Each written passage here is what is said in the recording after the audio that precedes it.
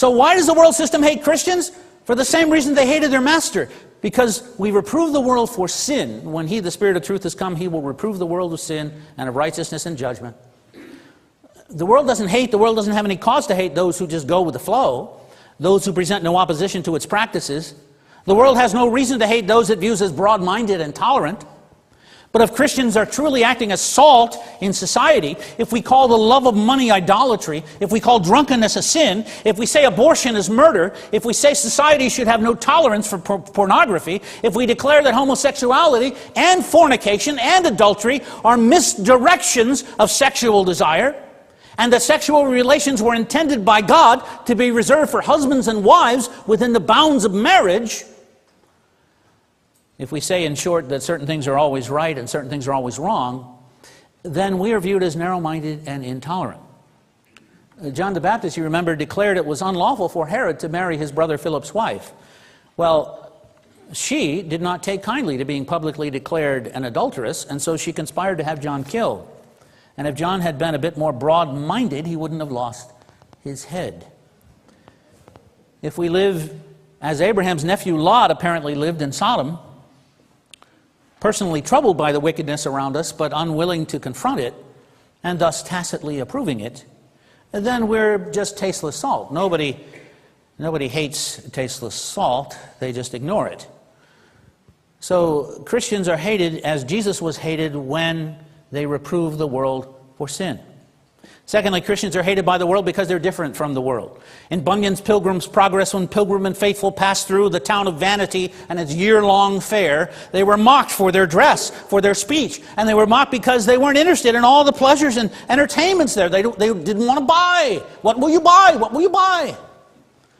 Jesus said, if you were of the world would love its own. Yet because you're not of the world, but I've chosen you out of the world, therefore the world hates you. The godly Christian doesn't live by the world's standards. The godly Christian doesn't enjoy the world's pleasures, doesn't imbibe the world's philosophies.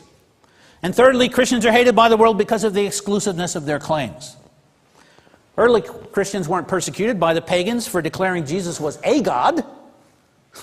Romans and Greeks would have been willing and happy to add Jesus to their pantheon of gods and goddesses.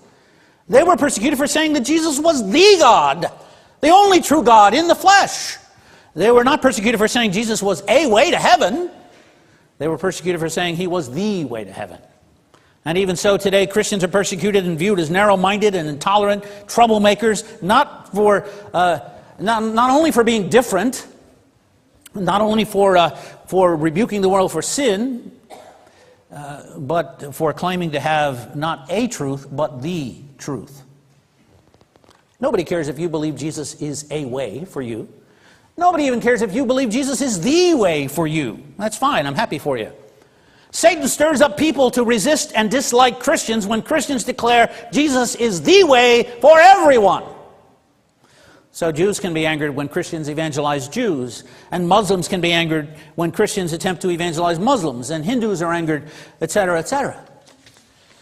The great Princeton Seminary professor J. Gresham Machen wrote, what struck the early observers of Christianity most forcibly was not merely that salvation was offered by means of the Christian gospel, but that all other means were resolutely rejected. Christianity demanded an absolutely exclusive devotion. All other saviors, it insisted, must be deserted for the one Lord. Salvation, in other words, was not merely through Christ, but was only through Christ. In that little word only lay all the offense. If the offense of the cross is done away, so is the glory and power. Now, as we prepare to come to the Lord's table, I want to ask you to answer this truthfully in your heart. Are you experiencing anything other than the complete acceptance of this world system? Do you even know what it means to stand up for Jesus Christ? Have you ever been laughed at for speaking the truth? Well, Jesus was. Do you know what it's like to be rejected by your family? Jesus knows. Do you know how it feels to be mocked for doing what is right? Jesus knows. Have you resisted the pressure to conform? This is what Paul said in Romans 12, 1 and 2, in verse 2. Be not conformed to this world, but be transformed by the renewing of your minds,